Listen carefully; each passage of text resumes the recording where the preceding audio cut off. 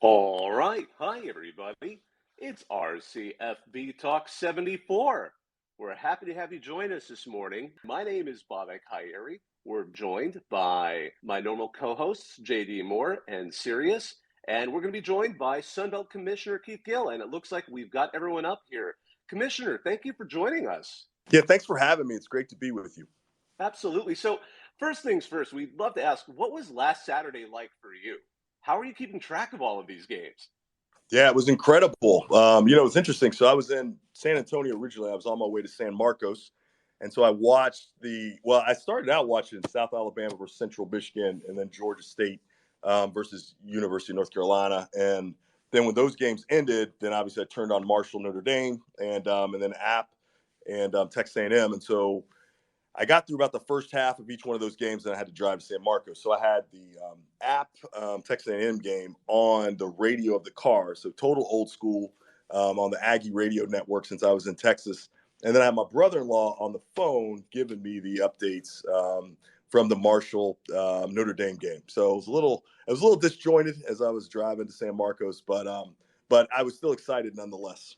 Absolutely. And you try to visit all the campuses during the season, correct? Yes, yeah. So that's how I set my first schedule back in the spring. Is I'm trying to get to all 14 campuses for at least one home game, and then I try to see all of our teams twice live. That's kind of how I build it. So, and the interesting thing is, originally the FIU Texas State game was scheduled for Friday night, so it was going to be perfect. I was going to go there Friday night. It's only 2 hours to College Station from San Marcos, and then I was going to go to the App game. But they moved the Texas State game to Saturday, moved it to Saturday. And so since that was my campus visit, I ended up going there instead of going to see App.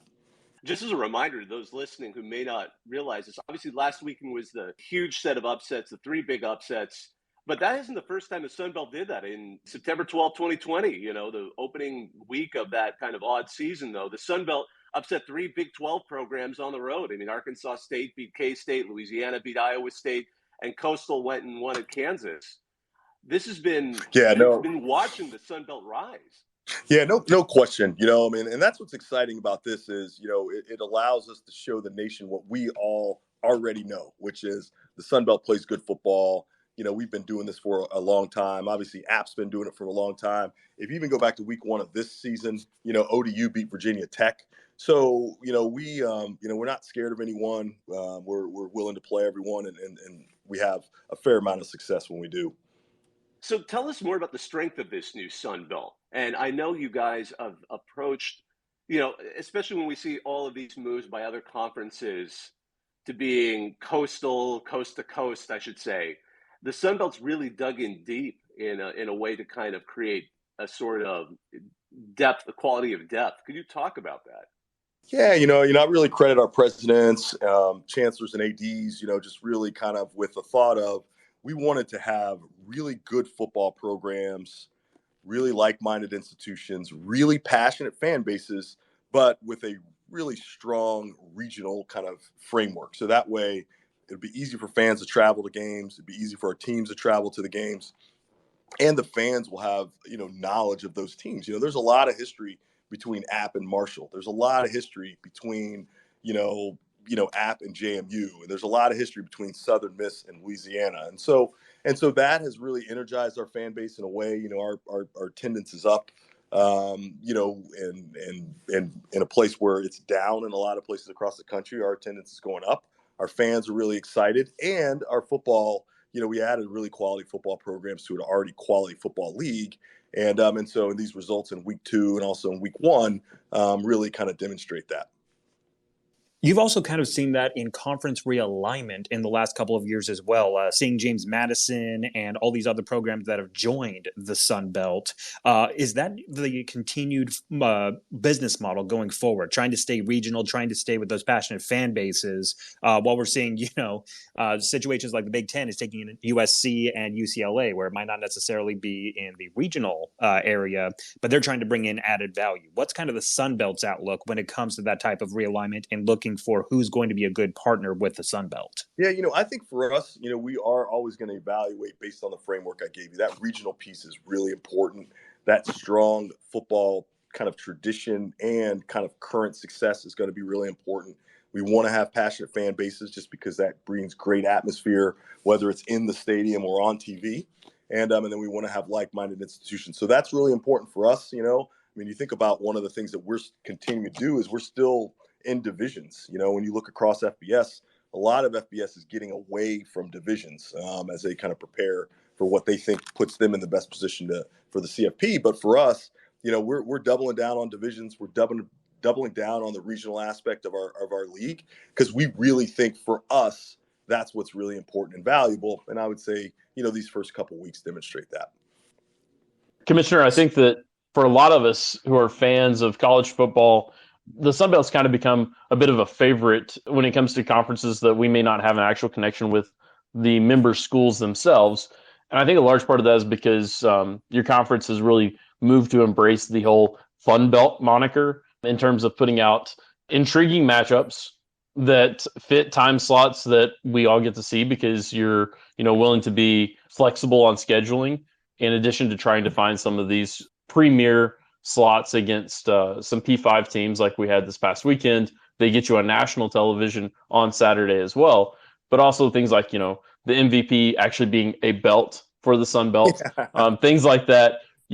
What have you done since you've joined the conference to try to, help embrace that and keep that going to make it, very much a fun conference that gives us entertaining football, but also sets yourself apart from some of these other conferences? One of the things I try to do is put the MVP belt on every day. So it's always fun wearing a WWE type wrestling championship belt. So, but no. Was that a perk that they told you about, when you were applying for the position would be that you could have, daily access to the the MVP belt? Yeah, no, I mean, I do think we embrace just trying to have a good time. I think even our conference office is a work hard, play hard mentality. And it's have a lot of fun. And so we do try to take ourselves seriously, but not too seriously. And I think, we do want to play intriguing matchups. That's really important. We do feel like we have a lot of intra-conference matchups that are going to be really intriguing. You think about, App and Marshall play on November 13th. So now it's week 2. There's a lot of football left to be played. But, if you kind of project out, that could be one of the best matchups, of the whole year when those two teams meet in Huntington. So I do think we are, trying to do this in a way that's fun, in a way that brings in fans, in a way that is exciting. And so we certainly do our best. And I do think the MVP belt is a nice kind of metaphor, for what we're trying to do, for FBS football. Fan response has been pretty strong to these new additions. I know when they were polling, I believe The Athletic did a poll on some of what fans were thinking of the realignment. And I know Sunbelt fans seem to have the strongest in favor of how their conference had changed. Because you've added, we know the chance of some of these teams, like We Are Marshall, Southern Miss to the top. Obviously, James Madison was an FCS, Dynamo, and Old Dominion. How, from your perspective, has that been encouraging to see these responses? Yeah, no, I think it's been very encouraging. I'm really excited about how energized our fans and our membership are. It's nice when they're kind of embracing what you do, because it's validation that, we're kind of on the right track in terms of how to engage them. Because at the end of the day, we're trying to do a couple things. We're trying to graduate and educate students. We're trying to give students the opportunity to win championships, and we're trying to engage our fan bases in ways that they believe are meaningful. And so on the latter, it does seem like, we're kind of on the right track, and we want to keep doing that. Now, playing winning football always helps, so weekends like Saturday certainly allow us to, really get our fans energized, because they can see what our league is doing and can do. And you go win at College Station, you go win at Notre Dame, you go win in Lincoln at Nebraska. Those are 3 pretty impressive wins. And then you beat Virginia Tech in week one, and obviously both App and Georgia State were close to beating UNC. So, and then last Saturday we won 10 games last Saturday. So we 10-4, which is which we would take that. On Friday, if someone says, "Hey, look, you don't have to play any games, we're just going to give you 10-4," I would take that all the time. So it's been a great start to the season for us, and I'm glad our fans are excited. And we hopefully, we'll keep doing these types of things that energize them. In terms of these intriguing matchups, and obviously there was some flexibility that you had to have during the 2020 season, especially. What's been your role in kind of guiding this? Because we know that the schools have a lot of autonomy, but are you able to kind of help grease the wheels along or provide some suggestions in order to help the member schools get the absolute most out of the season as possible in terms of scheduling, whether that's conference matchups, because everybody's looking at that App State Marshall game now and is really excited to see how that's going to play out, but also some of these non-conference games as well. Yeah, so the non-conference is mostly the schools. So they manage that. From the conference office, we have a scheduling philosophy that we're always talking to our schools about. We're trying to give them suggestions on what types of teams to play in the non-conference. So I would say we have a limited advisory capacity in the non-conference, but that really is the schools kind of figuring out what they want to do and why, and scheduling those teams. Now, as it comes to the conference matchups, so we have everything to do with that. So we put those together. We try to figure out when the best times for certain teams to play, and try to build a schedule that's going to create some intrigue at the end of the season. And sometimes we get it right, and sometimes you get it wrong. You never know how those things are going to play out. And so maybe we could have another conversation in November, and we can see if we did get it right or not. But we certainly try to anticipate what we think might be intriguing matchups, and schedule them accordingly so they can go throughout the year, from week to week. I know, for example, looking ahead, everyone's looking at that Marshall game, but there's so many Sun Belt teams right now that are undefeated. That James Madison game with App State is also intriguing, because I think we're going to see a team that's just moved up, and everyone's curious, because we've had some people. We do a call-in show on other nights, and we've had App State fans come on, and one of the things we did was just sort of talk through the schedule, and it was just so intriguing to see these potential matchups. And of course, as you said, by the way, and everyone keeps talking about the wins, but UNC got two major scares at App State, and I think lesser noticed at Georgia State this past weekend, because there were so many great wins for the conference. The depth is there. The Sun Belt seems to have a level of depth that should benefit the conference overall. Of course, the flip side is hopefully not cannibalize itself, which Pac-12 is notorious for decades. And actually, I want to kind of change gears to James Madison. You were the athletic director at Richmond for 5 years, and prior to that, you were at American U. Did that contribute to having a better understanding of James Madison, which is obviously not that far away, when you were looking at them for conference membership? Yeah, certainly, my familiarity with James Madison was super helpful, at least to me, understanding who they were and certainly their potential for this conference, just because when I was at Richmond, really at American and Richmond, we played them a lot. But when I was at Richmond, we played them pretty much in everything. And so I was on that campus at least a couple times a year. They were maybe our biggest football rival, maybe William and Mary, between those two. So I was very familiar. I've known Jeff Bourne for a really long time. So I do think those things were certainly helpful in terms of me already having a good understanding of the potential impact of JMU, but also having a relationship with Jeff Bourne so that I could just call him and talk to him about, realignment and what they're thinking and those things. So I certainly think that made things much easier for us in terms of those conversations and that relationship kind of moving forward. And I'll tell you, so I was at James Madison's first game when they played Middle Tennessee, and they scored 44 points. I think that final score was 44-7. They beat Middle, and so as a transitioning school, you're kind of like, all right, what does that mean? But then Middle goes out this week and beats Colorado State 34-19. So I think to the point you're making, James Madison's for real. They had a really good quarterback. They're really good in the skill spots. They're good up front as well. So, that App game, I think they play App maybe on September 24th or maybe the week after, maybe it's October 1st, but it's coming up in a couple weeks, and that's going to be a fun game. And there's going to be a host of other ones, great games throughout the conference, throughout the season. I think one of the interesting things about the impact of realignment for the Sun Belt is that, it's kind of unique. When it comes to your conference championship game, you actually play it at the schools. And now we're talking about CFP expansion and having games for that at the schools. What's it like getting to see, a team be rewarded with getting to host a game like that? And obviously Boone has been a popular site so far, but there's so many teams that are in the running for it potentially this year. What's it like when a team gets to host that and seeing the reaction from the students and from the players at that host school?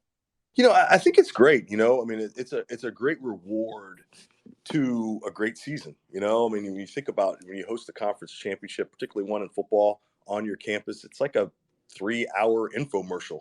You get your marks on TV, your brand, your fans, your students, your band, all that good stuff. So I think it's great for our schools. The exposure is incredible. You think about our time slot. Usually we're on ESPN right in that kind of 3:30 Eastern time slot for our championship game. So it's a prime college football viewing space. And so I think that our fans get excited about it. I think our teams get excited about it. I think it's one of the good things about our championship. People ask me all the time, "Are you going to move it to a neutral site?" I was like, I don't think so. I mean, one, if it's not broken, don't fix it type deal. But also, I think it's such a great opportunity, for those schools, and such a great reward that, that I think it works really well. And you can see that, when we've been at App, it's been really great for them. Last year we were at Louisiana. To your point, this year, who knows where we'll be? We could be at a new school like Marshall. We certainly could be at App. We could be at Georgia State or Coastal. Could be at Louisiana. And I'm going to tell you, keep your eye on that South Alabama UCLA game this week. I mean, South Alabama looked great against Central Michigan, and certainly won their game in week 1 as well. So it's a wide open thing, and I think we're excited about that. And I think the point you make about cannibalization is, obviously you don't want to do that, but it's a good problem to have if you have a lot of good teams. So I think we'd like to take our chances with having a lot of great teams that certainly could beat up on each other, but are really quality teams that are going to win a lot of non-conference games than the alternative. Commissioner, I know when you have a lot of good teams, you also get a really good TV deal. And I know you have a very close relationship with ESPN, and you were able to get this new huge extension with, new linear expansions for not just football, but sports in general for the Sun Belt across the ESPN family, ESPN Plus, on the standard ESPN channels. What has been the impact of this new media deal that y'all signed through 2031?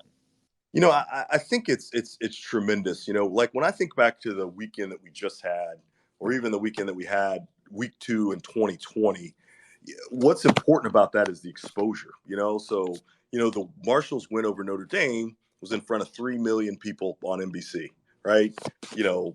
App's win over Texas A&M was 1 million plus people, and it was on ESPN too. And so you've got these games that are on national TV. And so our partnership with ESPN is key in terms of giving us the platform to talk about, how good we are as a conference, to show what we can do from a football standpoint, and to provide a level of support and exposure that allows us to grow our brand. So I can't speak highly enough about ESPN and our relationship with them, and just, how much of a partner they've been as we've grown and developed. And without that exposure, I'm probably not talking to you on Reddit because no one would know, right? And because ESPN, our games are on ESPN, our broadcasts are on ESPN. I think that allows people to know who we are, and give us opportunities to kind of grow our brand, and let people, kind of peek under the curtain a little bit about who the Sun Belt is, and all the good things that we're doing. For a long time, Sun Belt was a strong advocate of a 12-team college football playoff with the top 6 conference champions and the top 6 at-large teams. Now we've got it. So how is that, what has that been like to see the thing you've been a big fighter for come to fruition in a few years from now? Yeah, I think it's been great and frustrating. So I'll give you the frustrating part, which is it shouldn't have taken this long to get to this point, right? So that's disappointing. And the fact that we wasted a lot of time has really put us under the gun now of trying to get it implemented early. And I'm hopeful that we still can get it implemented before the end of the deal so that we can have that format early. But it's going to be much harder because we essentially wasted 12 months, and then now we got there. On the positive side, though, I say better late than never. We're in a really good spot that we're really excited about. And I think it's good for college football in the sense of the regular season, I think, is going to be more exciting. There are going to be more teams now that are going to be in consideration for the playoffs. Like when we looked at it as a CFP management committee, it was and in the current format, like 6 teams are being discussed for playoff potential in November, whereas under the new format, we're going to have more than 30 teams that potentially could make the playoffs in discussion. So I think all that's going to make the season exciting. And then I think specifically for the Sun Belt, and I think Saturday really shows this. All we're looking for is an opportunity. We want to compete against the best. We want to be able to compete against the national championship. I don't believe that the current system really gives us a realistic shot of kind of breaking through and getting to the CFP. But this new system does. And it's not perfect, but I think it's a great change. And I think for our conference, there's going to be a lot of benefits because it really does create access. It really builds more of a meritocracy so that when we win and have success, we'll have a chance to compete for a national championship, which is the way it is in all the other sports that we sponsor, through kind of the NCAA. And so it's nice to take another step closer to that so that our student athletes and our coaches, our teams, and our institutions will legitimately start camp at the beginning of August and know they have a legitimate shot to compete for a conference championship in December and then a national championship after that. That's a good feeling. I know you've been talking about structuring schedules and structuring how the conference is designed be a format that's best for the college football playoff. And now that we know this, you said you'd also be open, of course, to making changes if you need to. Have you seen, now that you're going to 12 teams, are you confident in how the conference is set up now in terms of scheduling, in terms of planning, or do you foresee adjustments necessary to better position Sun Belt teams to break into that expanded playoff field? We feel pretty good about our approach, and so I think when you look at it, there's these 2 schools of thought of, when you get to the championship games, a lot of the reasons the conferences have gotten rid of their divisions is because they're trying to get their 2 best teams in the championship game. And so we'll just have to see, and we'll have to monitor whether not having divisions and going with just your top 2 teams or having divisions and going with the top teams from divisions, if one of those impacts our access. And obviously if we evaluate and determine that a change is needed, we're certainly open to do that. But we are committed to the regional aspect. We're committed to the divisional aspect, but we obviously don't want to be obtuse. And if there is any data that shows us that making a change might be different. I think from a scheduling standpoint, it'll be interesting to see. We've got a couple of things. Scheduling kind of works in 2 ways. You've got your choices, but then other people's choices could impact you as well. So, for instance, if some of the conferences that we play in the non-conference increase the number of conference games they play, well, then that's less non-conference games. And so we just have to see how that impacts our ability to get the games we want in the non-conference, because there may be less games out there, and the games that are out there may not be the ones that we want to play. And if that happens, then that may necessitate us deciding we want to play more conference games. And then obviously there's a trickle-down effect from that. So I would say that for me, we've got a plan. Our goal is really to execute it. But we do need to be flexible just because this is an ecosystem, and we don't get to just act unilaterally without impacts. And other conferences don't get to act unilaterally without impacts on other conferences. And so if we see those downstream impacts and we see things that, we might need to make an adjustment to so that we're better positioned, we're certainly willing to do that. But as I talked to you today, we feel really good about being in divisions. We feel really good about regional play. We feel really good about where we're set up, and we think we're well positioned for when the CFP expands to be, kind of a regular participant in that postseason championship. On the subject of those downstream effects, have you already had some thoughts, some plans, discussions about the impact that an expanded playoff could have on bowl bids, bowl tie-ins with the various conferences? If there's an option for the Sun Belt to maybe make some new partnerships with other bowls, because as we know, in the CFP era, the Sun Belt is actually the winningest conference. I believe it's a 649 winning percentage since the dawn of the CFP in 2014. So obviously exciting matchups in the bowl season for the Sun Belt, and they've done very well in them. Are we going to get to see some maybe new faces and some new bowls for the conference?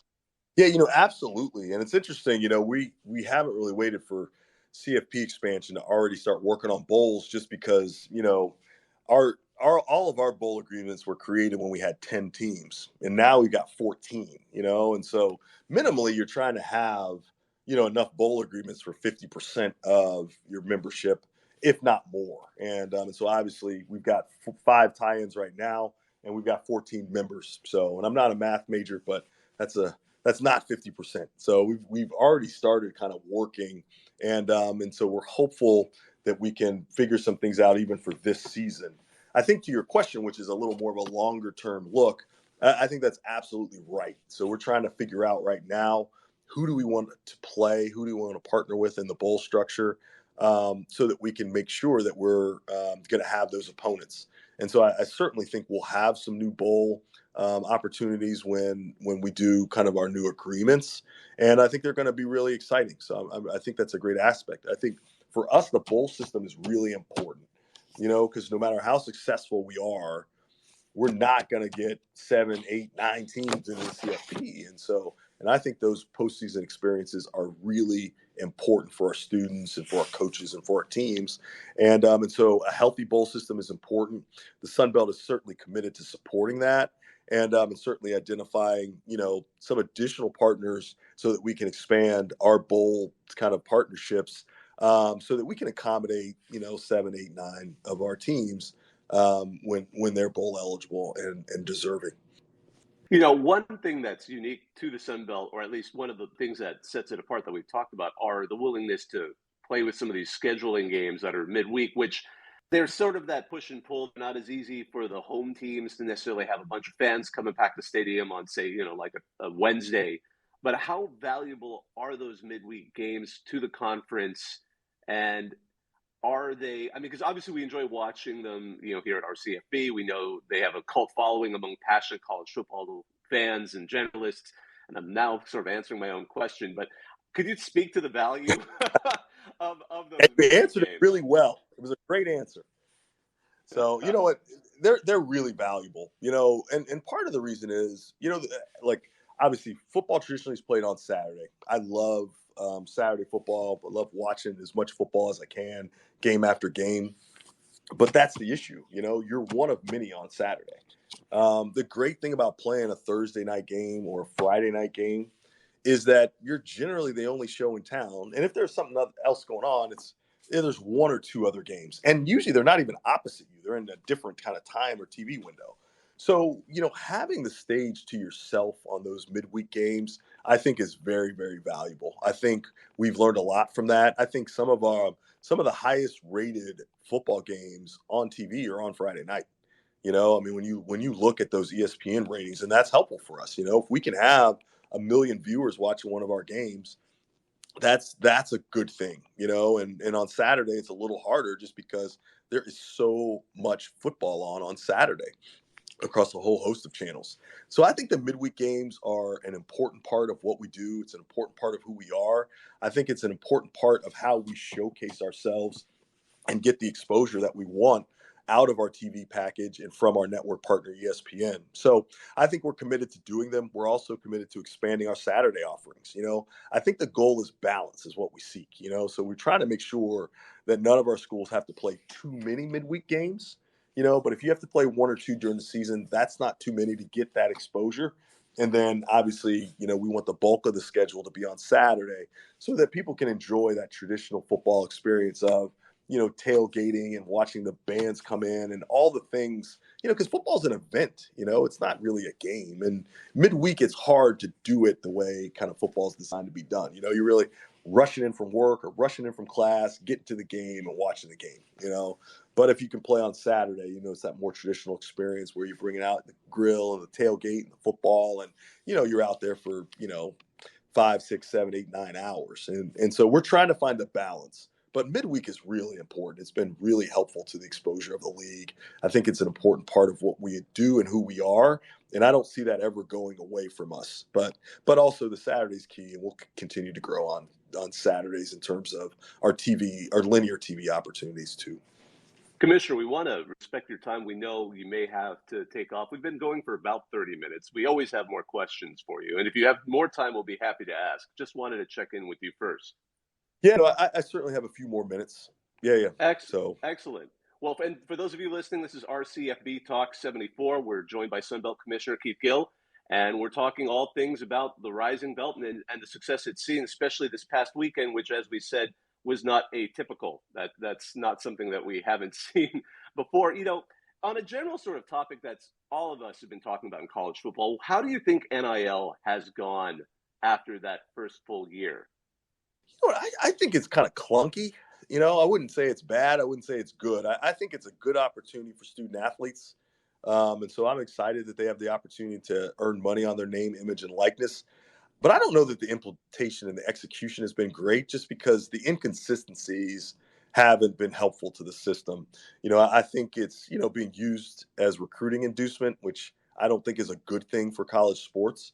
And so I think if there's a way that we can tweak it and clean it up a bit so that it's consistent across the board, then I would be I'd be more excited about it in terms of its implication. So I think I'm really excited about the concept, not so excited about the current implementation and how it's working, but I'm optimistic that we're going to be able to learn from these mistakes and hopefully get it cleaned up a bit so that we allow the student athletes these great opportunities that they see, but not in a way that is kind of exploitive and impacts the recruiting. And the other piece I would say, the last piece of this is I want to make sure that we don't build a system that's so transactional that we take the emphasis off the degree and the education. Because at the end of the day, for most student athletes, they aren't going to earn like life-changing money that they can retire on. And the degree is still the most important thing that we provide to any student. And I think that education and that degree is important. And I don't want that to be diluted by name, image, and likeness or any of the other kind of transactional elements that are kind of coming into the business. I just want those things to complement the education and the degree. I think you've got kind of an interesting background that is pertinent to this discussion, because for the listeners who don't know, obviously you played running back as a walk-on, I believe, at Duke. Yes. And based on some past comments, you were very upfront and realistic about your prospects for going pro in athletics. And like you said, focused on the degree and what that could do for you going forward. Not all commissioners have that background. So is there a part of that viewpoint that you're able to bring into this discussion with your peers, and also when you're talking with your member schools about the rules you want to put in place, that the impact that it can have to benefit student athletes, but also kind of help them get on the right path to make the most of these opportunities without, hurting themselves in the future? Yeah, well, when they see my leather helmet, I lose a little bit of credibility because they realize how long ago I played. But I do think having been in the system is helpful. It just gives you a set of experiences that are unique and that others may not have. And so I do think being a student athlete is helpful. Being a football student athlete is helpful. I've been in a locker room and been with teammates and all those good things. And I certainly do try to bring that to my approach. I'd like to think that I'm student athlete focused and certainly focused on, trying to help them with their, just achieving all their goals, And so, I think my other commissioner colleagues and everyone I work with are focused, in the same way. I just think we all come at it a little differently. It's amazing for student athletes because I do think they get so many opportunities now, things that certainly when I played, we could only, dream of in terms of, the myriad. They have like multiple helmets now. I'm like, multiple helmets. I can't even believe that, it's like, so it's just amazing how football has evolved, and hopefully it continues to evolve because I do think it's an important part of our culture and the fabric of who we are. So I certainly think being a student athlete helps my perspective. I certainly think being a football student athlete at Duke helps my perspective, and I certainly try to bring that to really any problem or any issue that we have, so that I can be student athlete centric and try to think about it from, hey, when I was kind of doing this, although it was a long time ago, what kind of perspective would I have appreciated? And I think that does help me in my decision making. I've been meaning to ask because when I was looking at the times you were at Duke, you were there right after Steven Spurrier left. Was the old ball coach at all an influence in what led you to want to be a Blue Devil? You know what? I'll say yes and no. So that staff recruited us all the way up until, so essentially Steve Spurrier's first year at Florida was my first year at Duke. So that staff recruited us up until the bowl game. And then after the bowl game, then they all went to Duke. So yes, I mean, there was some influence there, but I was going to go to Duke regardless of whether Coach Spurrier was there or not. And the reason was, my kind of evaluation was I was going to go to the best academic school I could go to with the highest level of football I could play, so that really was me. I was looking at Ivy League schools as well. And so when I had the opportunity to go to Duke, that was perfect because I could play football in the ACC and obviously get a good education. So me, I was a little less kind of coach influenced, but obviously, that recruiting aspect of it was important. I mean, having Coach Spurrier there would have been unbelievable. But I ended up playing with his son. So Stevie Jr. was actually one of my teammates. So I got one of the Spurriers. But not the old ball coach. And I have to say, it's wonderful when you hear folks who meet their partners in college. Because I know you met your partner, Dr. Tiffany Speaks, while you were both at Duke, correct? Yes. Yeah, at a bus stop on Central Campus. So. Oh, that's wow. Oh, that's wonderful. And you two have 7 degrees between you two, by the way. I mean, if you actually sit down and look at it. You both they're all went to Duke. Oh, yeah. Yeah, Duke, Duke, really Stanford, hurt. Columbia, and Vandy. That's a murderer's row of intelligence right there. When I went through there, I'm like, oh my gosh. And a doctor of education from Vanderbilt. That's like one of the that's not, for those who out there who don't know, that is Vandy's probably best graduate school at already an academically prestigious university. In addition to, Stanford and Columbia. But wow, you guys must have really. That's got to be intense. I can't even imagine. I'm married to someone who's also got a graduate degree like I do, and it leads to some intense conversations and intellectual challenges, intellectual brutality sometimes. But well, the great thing about it is I'm gonna start having you be my PR person because I never thought about doing it that way. Between us, we have 6 degrees, so that way, all of her hard work I can subsume as though I did something, and so I'm going to thank you for that because I'm going to start using that in terms of, together we have 6 degrees. So I think that's awesome. Oh my goodness. I love it. And one thing I've been meaning to ask, because obviously you decided to move into administration or at least move into sort of a lot of these areas still staying within college sports. What led you? I know initially your approach was to take an NCAA internship. What led you to do that? Yeah, that's a great question. So it's really interesting. So when I was, Duke's a liberal arts school, and which is unbelievable. But at the time, I don't know that I really understood what all that meant. I just knew Duke was a good school, so I went to Duke, and so I go to my academic advisor. I'm like, well, I majored in history and sociology. What am I going to do with this degree? And so when he kind of asked me a bunch of questions, kind of like, well, do you like doing this, that, and he actually ended up saying, well, why don't you do what I do? And I was like, what do you do? And he kind of explained it to me. That was really the first time I realized there was all this infrastructure that supported our ability to play. And so I was like, okay, there's this whole industry there. And he gave me the application for the NCAA internship. And one of the great things is, you were talking about, my wife, Tiffany, and how smart she is. She helped me with my essay for the internship, because she is really smart, as you said, and really focused on education. And I was able to get that internship at the NCAA, and that's how I got started. So it really was a conversation with my academic advisor.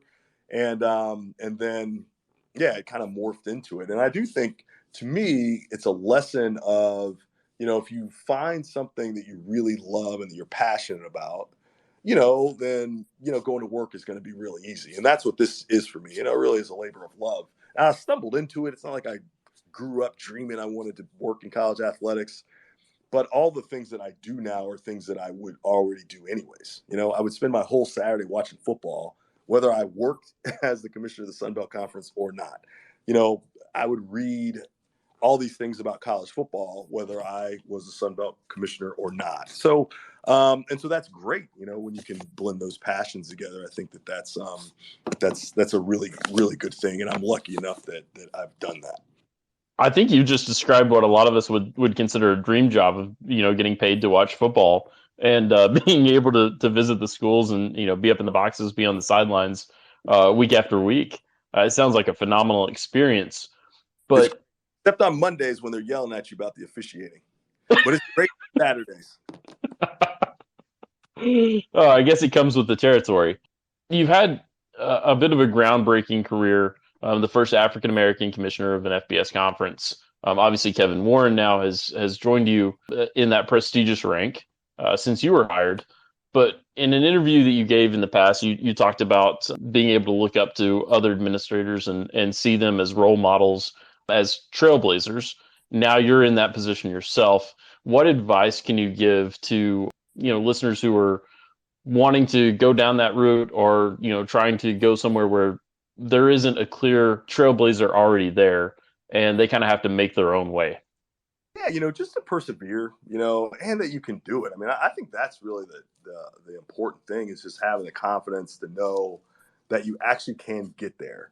And I just think about it. If I can get there, then really anybody can. And so I do think it's important, though, to persevere. There's going to be some bumps along the way, just because life's not linear, life's not smooth. Life is actually a grind, right? And so some of the things that you want to have happen will happen. Sometimes it won't, but sometimes some things that you want to have happen that don't happen are actually a good thing for you. And sometimes you got to trust the closed door, because it might have saved you from something that wasn't as good. So I just think, try to work as hard as you can, persevere, understand there's going to be some challenges. I also think lean on people. One of the things that I feel like I'm fortunate enough is I've got a lot of mentors. I've got a lot of folks that I'm willing to call and ask questions. Try to be as collaborative as you can, because you don't have all the answers and you're not expected to. But there's a lot of people around you that can help you in that regard. So, but I do think working hard, persevering, and understand, and just having the confidence that you can do it is actually key. Because there's just gonna be moments where you're just wondering, like, oh, can I really do this? Because you got punched in the face by something that happened, which always happens. No matter what you're doing. And, because the margin between winning and losing is always super narrow.